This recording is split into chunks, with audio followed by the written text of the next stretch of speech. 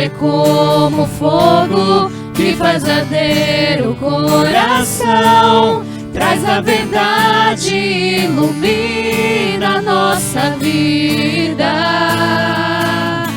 Tua palavra é como fogo que faz arder o coração. Traz a verdade, ilumina a nossa vida. Aleluia, aleluia, aleluia,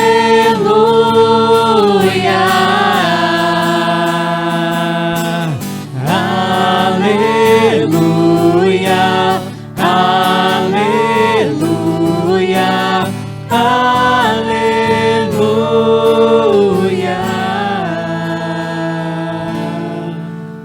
O Senhor esteja convosco. Ele está no meio de nós.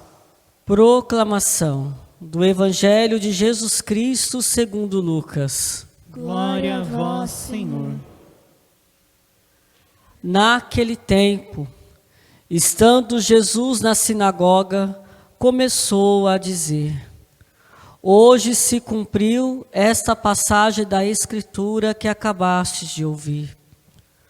Todos davam testemunho a seu respeito, admirados com as palavras cheias de encanto que saíam da sua boca. E diziam: não é este o filho de José? Jesus, porém, disse: sem dúvida, vós me repetireis o provérbio: médico, cura-te a ti mesmo. Faze também aqui em tua terra tudo o que ouvimos dizer que fizestes em Cafarnaum. E acrescentou: em verdade eu vos digo que nenhum profeta é bem recebido em sua pátria. De fato eu vos digo, no tempo do profeta Elias, quando não choveu durante 3 anos e 6 meses, houve grande fome em toda a região. Havia muitas viúvas em Israel. No entanto, a nenhuma delas foi enviado Elias, senão a uma viúva que vivia em Sarepta, na Sidônia. E no tempo do profeta Eliseu, havia muitos leprosos em Israel. Contudo, nenhum deles foi curado, mas sim Naamã, o sírio. Quando ouviram estas palavras de Jesus, todos na sinagoga ficaram furiosos. Levantaram-se e o expulsaram da cidade. Levaram-no até o alto do monte, sobre o qual a cidade estava construída, com a intenção de lançá-lo no precipício. Jesus, porém, passando pelo meio deles, continuou o seu caminho. Palavra da salvação. Glória a vós, Senhor. Pode sentar-se.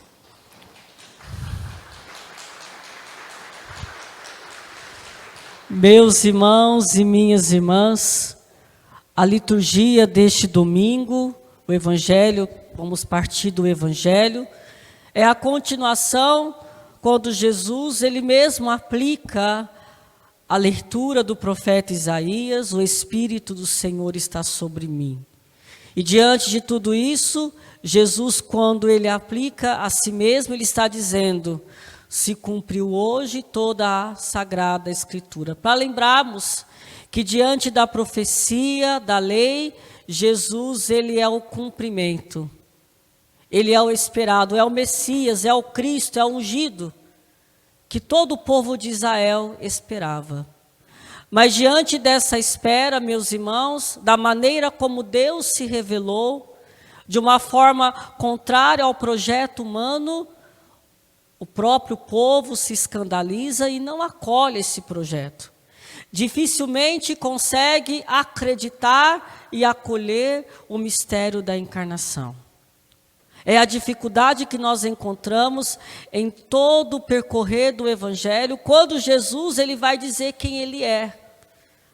Mas ali, aqueles que estão à frente, aqueles que se colocam, né, na observância da religião, os fariseus, os chefes do povo, eles não acreditam.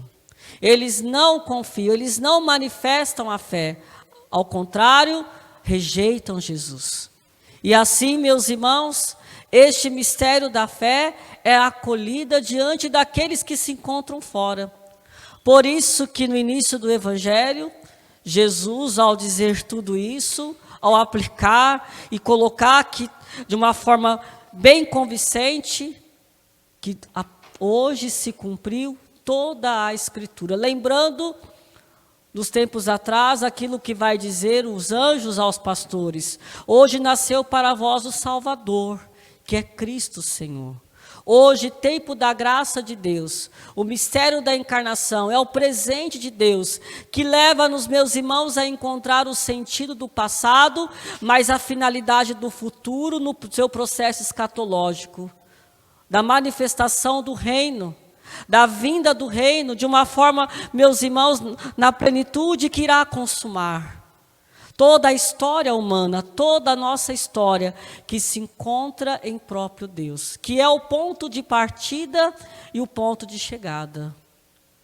Quando assim, meus irmãos, nós, diante do mistério da luz de Cristo, nós acolhemos o hoje, esta manifestação, esse hoje de Deus, que é a própria presença de Jesus, que ainda, meus irmãos, é manifestado. Ele mesmo vai dizer: eu estarei convosco até o fim dos tempos. E assim nós confiamos, nós acreditamos e nós abrimos, porque a igreja, ela manifesta o hoje. A revelação, o próprio Cristo, que diante da sua pregação, da administração dos sacramentos, da profecia, nos mostra a imagem de Deus, nos mostra, meus irmãos, para que nós fomos salvos, para que também no nosso batismo possamos também acolher o Espírito Santo. E acolhendo a própria manifestação da revelação divina, este hoje, meus irmãos, o hoje da nossa vida, nós seremos agraciados pela força do Espírito Santo. E seremos testemunhas autênticas deste hoje de Deus na vida dos nossos irmãos. Por isso que nós encontramos dentro da própria liturgia, já na primeira leitura, né, da profecia de Jeremias, nós encontramos aqui duas realidades da nossa vocação, desse hoje de Deus. Quem nós somos, a nossa fragilidade, e também a grandeza de Deus que nos chama. O Senhor, quando escolhe Jeremias, ele não sabia nem falar. O escolhe lá na pequenez, lá no ventre da sua mãe.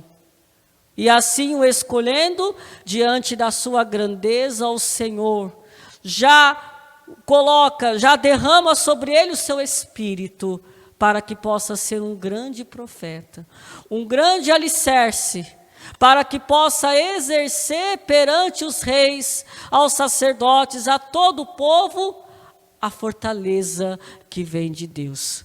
Quando nós, meus irmãos, nos mantemos nestes dois pilares, nós devemos nascer dentro de nós a experiência do amor, da gratuidade. E é aquilo que o Salmo nos convida a rezar: minha boca anunciará todos os dias as vossas graças incontáveis, ó Senhor. Que graças que são essas? São, meus irmãos, sinais, manifestações do amor de Deus, que diante da sua misericórdia, que na experiência que nós fazemos da grandeza do seu amor, na nossa pequenez nós somos elevados. Quando nós aceitamos na humildade a nossa pequenez e professamos a grandeza de Deus, o nosso coração transborda de amor. O nosso coração vive a experiência da caridade, porque a palavra caridade é dar-se a si mesmo. A palavra caridade não é dar o que sobra. Deus nunca nos dá o que sobra, Deus dá de si. Ele dá o seu Espírito, que é, meus irmãos, o próprio amor. E este amor nos faz transbordar para que na nossa pobreza nós possamos ser enriquecidos para dar uns aos outros. E é isso que vai dizer a segunda leitura. Mas tudo isso nasce quando o nosso coração está convicto, amadurecido da resposta à caridade. Ao contrário, nós vamos cair no pecado que o Evangelho nos coloca, voltando ao Evangelho, que é o pecado contra a caridade. Jesus ali, né, ele, ao falar, ele recebe o que? A admiração. Muitos ali ficam encantados, mas é um encantamento diferente. Porque Jesus, sendo o próprio Deus, conhece o coração dos homens. E conhecendo o coração dos homens, sabe que aqueles que estão ao redor não estão acreditando. Aliás, existe o pecado aqui, a inveja. Aqueles que ali conheceram Jesus, porque Jesus está na sua terra. Jesus está na sua cidade, ele volta para a sinagoga, ele volta para a sua terra. E muitos que estão ali brincavam com Jesus, conhecia a sua família, fazia parte da parentela.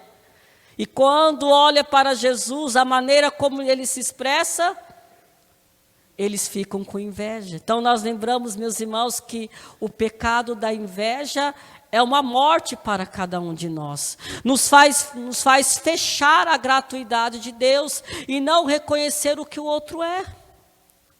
Quantas vezes nas nossas comunidades a gente questiona, né? Não aqui, mas em outros lugares, né? Você também que veio de outro lugar, não estou falando da sua cidade, estou falando de outras cidades. Para ser muito mais assim, né? Distante um pouco, lá na China, na Cochichina, né? Lá tem muitos cristãos que têm inveja uns dos outros. Que não aguenta ver uma pessoa assumindo uma coordenação, não aguenta uma pessoa falando de Deus, manifestando, tendo um carisma, manifestando. Mas como que é esse? Eu conheço a história dele, eu sei como é que ele é o filho do sei de quem, ele nasceu assim, ele tem esse defeito. Como que Deus pode agir nele? Certa vez eu fui numa missão, entre aspas, né? Não vou falar o nome da cidade, só vou falar, né, o lugar. E eu era menor do que eu sou hoje. Né?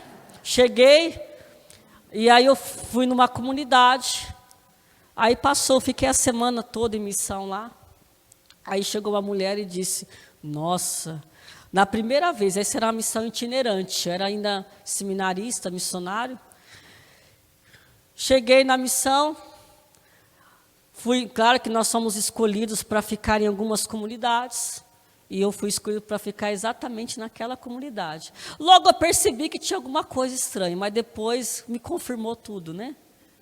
A mulher, após a missão, disse, olha, olha, irmão, quando você chegou aqui, e nós não dávamos nada para você. Quando eu olhei para o seu tamanho, eu falei, não é esse que eu queria. Eu rezava para todos irem, menos você. Ela foi até bem sincera, né? Eu nunca tinha ouvido isso. Mas quando se abriu a boca, olha, eu fiquei impressionado. Aí eu olhei para ela, a aparência engana, né? Se a gente fica na imagem, na aparência, a gente se engana. Claro, é o Espírito Santo, sendo, né, um pouco mais, né, cauteloso, né? Sendo um pouco, até podemos dizer, não, mas é o Espírito Santo que nos age, é o Espírito Santo que estava agindo.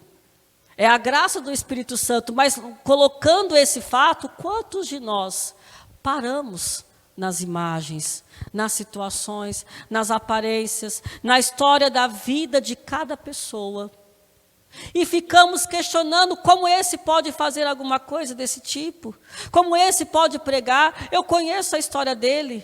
Mas assim, meus irmãos, ao contrário, quando nós partimos da experiência que nós temos com Deus, nós partimos da experiência do amor que Ele tem por nós, quando nós enxergamos a nossa vocação, nós aprendemos a enxergar a vocação do outro. Lembrando que a caridade na vivência da comunidade significa, meus irmãos, o dom, a virtude que vai completando o outro. Não nos leva à disputa, porque ao contrário a inveja. Aqueles que estavam ali ali na sinagoga, escutando as palavras de Jesus, eles caíram numa certa inveja. A inveja significa, meus irmãos, viver a tristeza profunda. Se eu sou triste, eu não me contento com a alegria de ver o outro estando à frente, servindo a Deus, e eu estou falando apenas no plano espiritual. Imagine outras coisas, como este cresceu tanto na vida, como este fez isso, aquilo, e aí vamos colocando preconceitos, vamos colocando, meus irmãos, certos falsos julgamentos, vamos questionando, vamos destruindo a pessoa, vamos nos colocando, meus irmãos, diante de uma disputa, de uma insegurança, para tentar expulsá-lo e não acolhê-lo. Quantos na vida de comunidade, nós temos esse risco nas nossas comunidades, quando parece um que está destacando, e meus irmãos, nós não vemos a hora de expulsar, de tirar, porque eu tenho que aparecer, mas existe aqui o pecado da inveja. O Evangelho leva-nos uma questão prática, para que assim nós possamos crescer na vivência da caridade. Ah, mas faz muito tempo que eu estou naquela igreja, faz muito tempo que eu faço a leitura, eu proclamo a leitura, eu canto, eu faço isso, eu faço aquilo que eu prego. E eu tenho que aparecer, mas muitas vezes o tempo que eu estou não corresponde, desculpa a expressão, hein? O tempo que eu estou não me garante, não me corresponde se eu tenho a maturidade psíquica, espiritual, para assumir as coisas da igreja. Tem gente que pode ter 30, 50 anos de igreja, mas tem uma mentalidade infantil. Quer que a igreja se volta a ela sempre, é só eu, é uma pessoa centralizadora, que não a consegue acolher o irmão. Vamos lembrar, meus irmãos, que no relato do Evangelho, qual foi o primeiro pecado nas Sagradas Escrituras? Foi de quem? De Caim e Abel. Caim teve inveja do seu irmão Abel, porque Deus ficou agraciado pela oferta que Abel fez. Caim, enxergando isso, teve inveja do seu irmão. Não conseguiu olhar para si para mudar e ver como eu preciso fazer a diferença. Como eu preciso também amadurecer e acolher a graça de Deus. Como eu preciso também me sentir amado.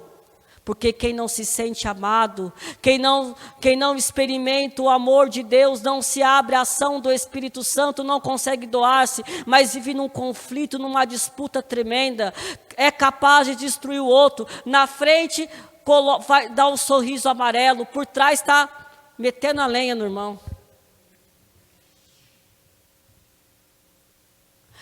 Muitos até se aproximam desse para ter vantagem.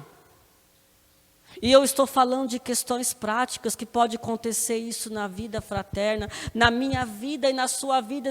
Porque, meus irmãos, o autor do pecado é o demônio.